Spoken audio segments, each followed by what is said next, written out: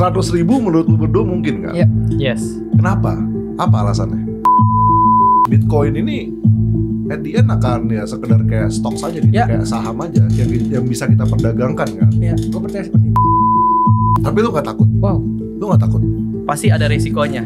Dan lu take the risk? Iya, karena everything kan ada risk, ada reward.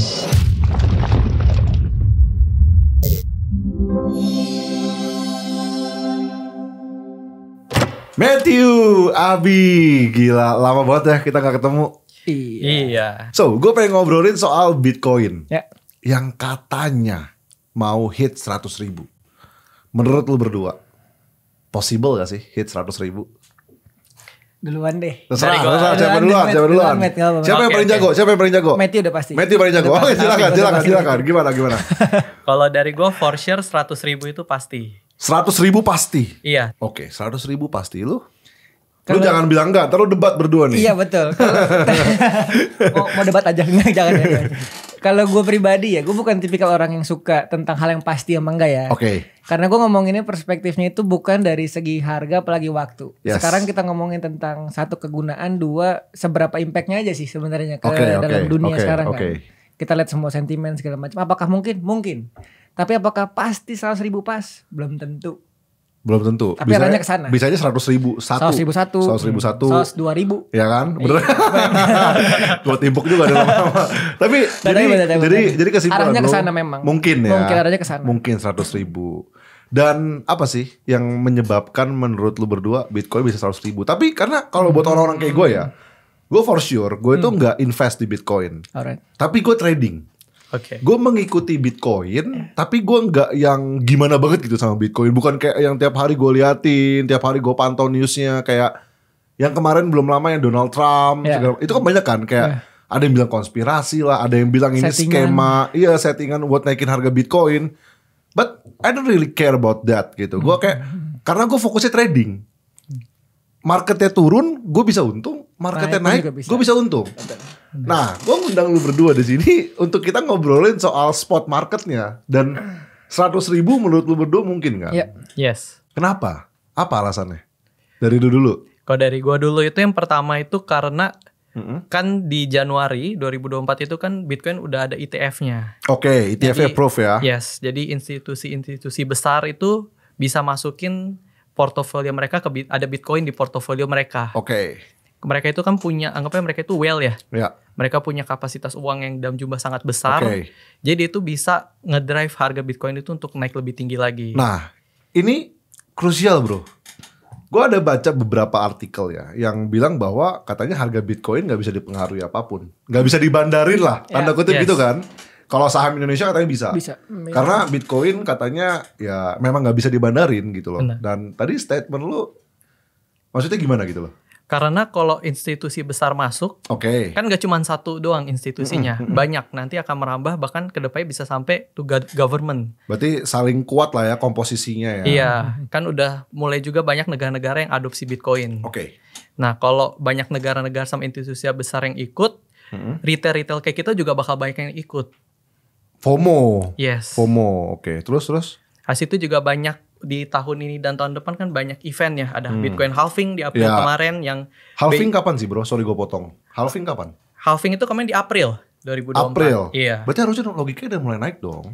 Iya, jadi kalau base sebelum historinya ya, by data itu 1 tahun sebelum sampai 1 tahun sesudah itu price-nya naik. Kalau ada halving.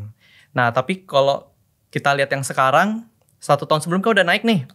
Karena mungkin antisipasi Bitcoin ETF. Abis itu 1 tahun lagi ini kita lagi fase-fase sideway banyak nih. Iya. Mungkin salah satu alasannya juga karena institusi besar kan udah mulai masuk ke market ya. Ya marketnya bisa dibilang lebih dewasa lah. Berarti gue boleh beli dong sekarang nih. Gue boleh beli dong sekarang, ya kan? Ya nggak masalah. Kan yang pencet Robert sendiri ya. Ya. Terus bro, kalau menurut lu kenapa bisa 100.000? Sebenarnya begini sih, gue ngelihat progres dari Bitcoin itu menurut gue sekarang di global ya sangat-sangat masif di luar dari ETF. Adaptasinya tuh benar-benar menurut gue masif banget dan bisa dilihat impactnya tuh udah mulai ada. Jadi gini, kalau misalnya di luar tuh banyak banget tuh negara-negara yang tadinya hampir hancur, tertolong dengan Bitcoin. Contoh Argentina, Salvador gitu ya. Salvador, terus Turki. Karena Turki itu salah satu di ambang-ambang batas sih sebenarnya. Kalau misalnya nggak ada borderline si Bitcoin ini, habis mungkin. Sebenarnya secara teknikal seperti itu. Cuman berarti kan secara kita pikir dari fungsionalnya kelihatan langsung. Nah, ini dianggap sebagai salah satu bentuk revolusi dari uang yang berikutnya. Gue melihatnya seperti itu aja. Oke, berarti lu berdua mengamati bener-bener ya kayak sentimen-sentimennya secara makronya. Secara makro. Which is lu pasti berdua punya keilmuan makroekonomi analisis. Iya. Yes. I see. Terus kita ngomongin tadi soal yang Bitcoin katanya banyak adaptasinya. Tapi katanya lagi nih, Bitcoin kan nggak bisa diatur. Ya. Kalau misalkan 2026, 2027, 2028, BlackRock punya makin banyak, Vanguard punya makin banyak. Meskipun anyway dia sama punya kan. Ya. Tapi kalau semakin banyak institusi besar yang punya, dengan supply Bitcoin 21 juta kan kalau nggak salah. 21 juta. Mereka punya semakin banyak, negara semakin masuk ke Bitcoin, itu apakah masih akan tetap jadi mata uang yang memang terdesentralisasi kan ngomongnya kan? Ya kan? Setuju kan? Setuju. Yes. Itu kan kayak burning question-nya orang gitu. Sebenarnya kayak gua ditawarin sama orang invest nih. Weh lu invest aja di Bitcoin gitu. Lu percaya nggak percaya Bitcoin akan menggantikan mata uang, yang akan menggantikan mata uang dari suatu negara gitu kan, betul. Mau itu rupiah, dolar, anyway, apapun itu. But gue akan berpikir bahwa BlackRock udah masuk, Vanguard udah masuk, ETF di mana-mana sekarang hampir mau di-approve. Terakhir kalau nggak salah di Asia ada juga kan, di China atau di mana gitu. Terakhir ada kan, yang lagi proses. Kalau nggak salah Korea ya, Korea atau China ya, gue lupa. Pokoknya itu. Nah, kalau misalkan adaptasinya semakin besar, hedge fund besar banyak yang masuk, nggak lama mirip kayak saham dong. Negara-negara juga masuk, ya kan? Institusi besar masuk. Terus apalagi yang perlu dibanggakan? Story apa lagi yang harus dijual dari seorang Bitcoin? Apakah selanjutnya mungkin gak nyentuh 100.000, terus lalu crash jatuh dalam, atau gimana? Oke. Dari siapa dulu? Terserah. Lu sweet aja mendingan. Oke. Jadi seru banget nih. Ini kan Bitcoin kan scarce banget ya. Cuma ada 21 juta. Itu pun belum dikurangin sama yang hilang. Ya. Yang hilang mungkin. Yang punyanya Satoshi juga. Iya, Satoshi 1 juta sekian. Habis itu yang lain-lain mungkin yang kita perebutkan sekarang sisa 13 juta, 14 sampai 15 juta. Ini for sure bro, 13 juta. Ada angkanya? Enggak, itu yang perkiraan lah ya. Perkiraan aja karena kan ada yang gede-gede, yang gede-gede yang hilang kan, yang wallet yang gak gerak kan bisa ke track. Jadi kita itu apalagi institusi besar masuk, jadi yang kita perebutin itu sebenarnya bukan 21 juta lagi. Tinggal dikit kan? Tinggal dikit banget. Nah, tapi kalau misalkan jadi itu yang bisa ngedrive harganya jauh lebih tinggi karena kita memperebutkan sesuatu yang terbatas. Sedikit, of course. Itu gue sangat-sangat setuju akan statement seperti itu. Tapi the question is, nanti akan jadi yang ngelola ya perusahaan-perusahaan besar yang punya duit gede lagi. Balik lagi kalau orang bilang percaya Illuminati, terus percaya konspirasi uang itu dikuasai sama beberapa institusi besar, ya jadi akan mainannya mereka kan? Yes, makanya kalau dari sekarang berarti kita masih punya potensi karena kita anggapnya masih early banget. Yes, 5 years dari sekarang lah ya. Ya, jadi kalau untuk ditanya sampai berpuluh-puluh tahun lagi kita belum tahu, tapi kita kan manfaatin momen yang ada saat ini. Selagi masih bisa kita dapetin Bitcoinnya. Nanti kan makin lama makin naik tuh. Ya lu kayak mindsetnya penambang lah. Semakin selama itu lobang masih bisa gue kerok semuanya. Kayak ini masih ada potensi. Nanti kedepannya kita juga nggak tahu kan. Kedepannya mungkin akan ada muncul yang lain lagi. Ya kita bisa pindah lagi. Maybe Ethereum. Yes. Ethereum $1 juta. Ini jadi thumbnail kayak Ethereum $1 juta yang ngomong lu berdua tapi. Lagi kena. Pakai fotonya Robert. Terus kalau lu gimana? Lu jangan tawa-tawa doang. Kasih statement. Gini. Sebenarnya pola pikirnya itu benar ya. Awalnya emang si Bitcoin tuh bisa bilang revolusioner lah. Tapi ketika itu udah dikontrol sama semua big fund, institusi besar, apakah itu jadi sebagai sebuah revolusi lagi? Kita nggak tahu. Tapi kita ngomongin gini aja, Bat. Bagian dari market. Market tuh settle karena apa sih? Ya nggak tahu. Karena uangnya dikelola dengan di market itu liquidity-nya ada terjaga, harga itu termaintain. Ya, kayak saham lah ya. Kan itu yang namanya beauty of market kan seperti itu. Yes. Nah, kalau misalnya ntar semua big fund mulai menguasai, yang gue percaya adalah begini, itu akan menjadi sebuah market yang settle. Karena dia likuiditasnya akan terus dikelola. Dikelola terus, dikontrol secara liquidity, secara masa, secara media masa. Karena sekarang gini aja, sekarang mungkin gak terlalu ya, zaman dulu tuh 2020. Siapa nge-tweet, betot langsung ke atas. Yes, gue dulu nyangkut di Doge tuh gara-gara Elon Musk. $1 sampai sekarang enggak $1. Itu kan berarti kan kita tahu bahwa market itu belum mature. Nah, betul. Ketika itu ntar ada big fund tuh mulai masuk, maturity mulai dari situ. Dari hedge fund besar-besar itu. Dan mereka akan mengelola kan. Iya, betul. Berarti porsi yang retail berkurang. Pasti. Betul. Dan tapi retail, itu meresikokan. Dan akhirnya kripto atau Bitcoin, kita Bitcoin lah ya, kita masuk kripto kan luas. Bitcoin ini at the end akan ya sekedar kayak stok saja gitu, kayak saham aja yang bisa kita perdagangkan kan. Iya, gue percaya seperti itu. Ya tapi ini disclaimer dulu, ini kita ngomong versinya kita gitu. Kita juga belum tahu apa yang akan terjadi 10 tahun ke depan, but ini versinya kita. Ya, tadi potong-potong TikTok nih. Bukan lu yang viral. Terus disampingin sama 2 orang kan. Abis lu.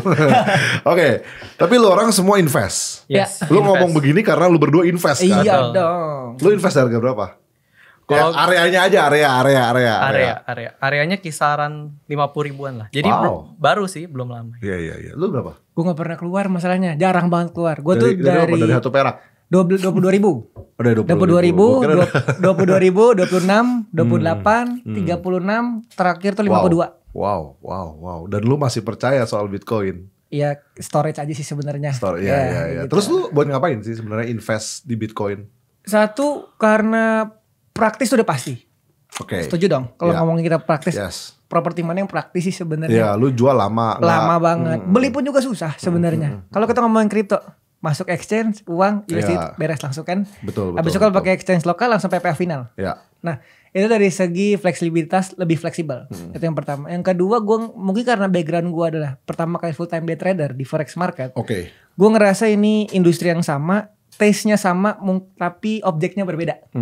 Objeknya berbeda. Makanya gue ngeliat nih kayak mungkin agak lebih enak di sini karena ini field gue dari dulu. Oke. Gue lebih ke situ sebenarnya. Cuma gue gak heran, makanya kalau misalnya orang-orang baru yang belum kenal tentang financial market, skeptis pasti kan. Pasti. Apa nih Bitcoin nih? Gantiin dolar, bullshit lah kan gitu. Iya, pasti. Dan kalau dibilang sampai bisa gantiin dolar ya, we never know gitu. Tergantung lagi, balik lagi ke Amerika gitu kan. Apakah Amerika akan mau atau enggak? Yes. Karena mau Bitcoin menggantikan US dollar, Amerika punya power anyway gitu.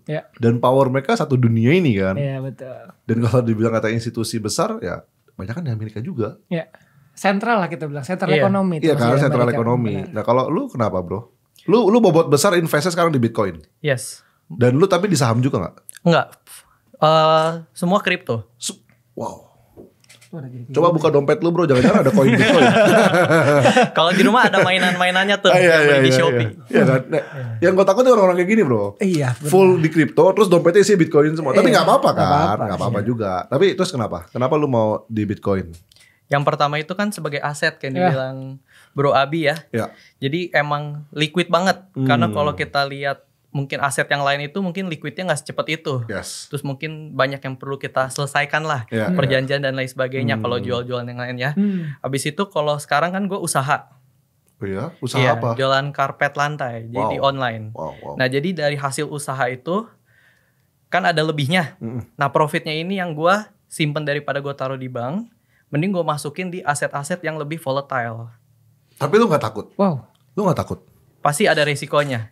Dan lu take the risk? Iya, karena everything kan ada risk, ada reward. Ini orang-orang kayak gini bro. Di umur 30-an, kalau aset itu tiba-tiba meledak, kencang ke atas, lu jadi orang kaya bro. Gak heran gitu. Amin. Tapi kayaknya sekarang juga orang kaya kan? Belum tahu aja kita. Tapi ya, berarti menarik kan? Lu adalah orang yang punya risk appetite yang tinggi. Terhadap suatu investasi. Dan lo berani dari uang sisa bisnis lo ini yang udah lo putar atau apapun itu, lo move ke crypto, Bitcoin. Dan itu pasti dengan alasan yang tadi udah lo jelasin di depan. Jadi ini menurut lo orang terdekat. Sekarang berapa sih Bitcoin? Sekitar 66 ribuan ya. Sekarang 66 ribu ya. Per hari ini tanggal 30. Berapa nih? 30 Juli. Iya. Bitcoin 66 ribu. Menurut lo orang kira-kira nih, lo ngobrol berdua dulu deh, diskusi. terdekat nih kayak mungkin 1 bulan lagi, 2 bulan lagi, bakalan kemana arahnya Bitcoin? Jangan lu bilang ke kanan, gue lempar pakai ke kanan. Ke kanan bakalan berapa? 70.000 possible gak? Atau 80.000? 70.000 tuh menurut gue sangat-sangat possible. Karena trennya masih uptrend. Meskipun naik turunnya lumayan volatile ya. Jangka waktunya?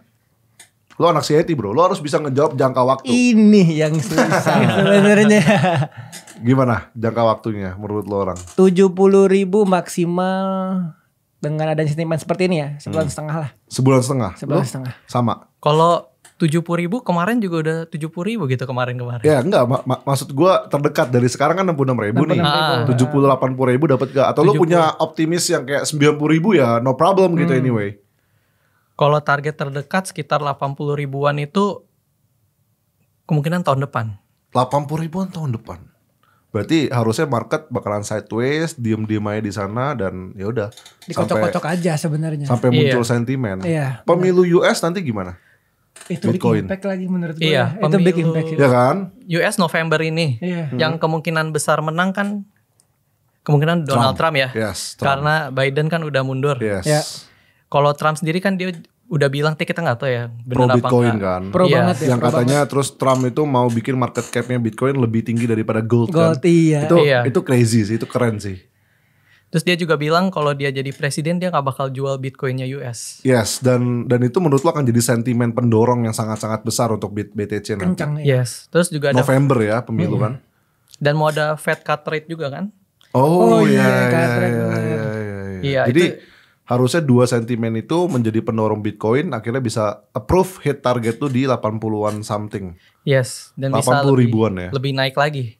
Itu kan pesimis. Pesimisnya 80 ribuan, optimisnya di atas 100.000. Wow. Kapan? Tahun depan atau 2026-an. Tahun depan atau 2026. By the way guys, ini disclaimer on ya. Dan kita ngobrol kayak gini ya, kita mau ngobrolin soal analisanya Bitcoin aja tentang outlooknya ke depan. Dan kalian jangan mengikuti, karena ini bukan rekomendasi jual ataupun beli tentang Bitcoin. Jadi 100 ribuan ya. Miss gue nih, anak-anak CIT ini keren banget. Lo 100 ribuan dasarnya selain makro, tapi ada teknikalnya juga dong. Iya. Terus lo sehari-hari sekarang berdua technical analysis gitu, analisa market atau gimana? Lo nih. Maksudku kayak tiap hari gak sih diliatin chartnya? Enggak. Pasti. Enggak. Kalau lu Kalau gue enggak. Lu pasti? Gue iya. Oh ya kan lu broker analis juga. Iya betul. Karena satu itu untuk memaintain gue aja apakah memang pergerakan itu masih oke, masih di area gue. Oke. Dan menurut gue itu hanya untuk part dari maintenance saja. Meskipun gue gak akan ada decision making, baik itu buy or sell. Kecuali memang tuh harga rendah banget, itu pasti gue beli. Ya. Gue seperti itu sih paling. So menurut lo orang berdua nih, CIT ini kan terakhir nih. Gue sebenarnya sedih sih ngomongin ini. Iya ya. lagi bener. Iya. Batch 30 kan, ini terakhir. Sayang banget ya. Gimana? Ini last chance.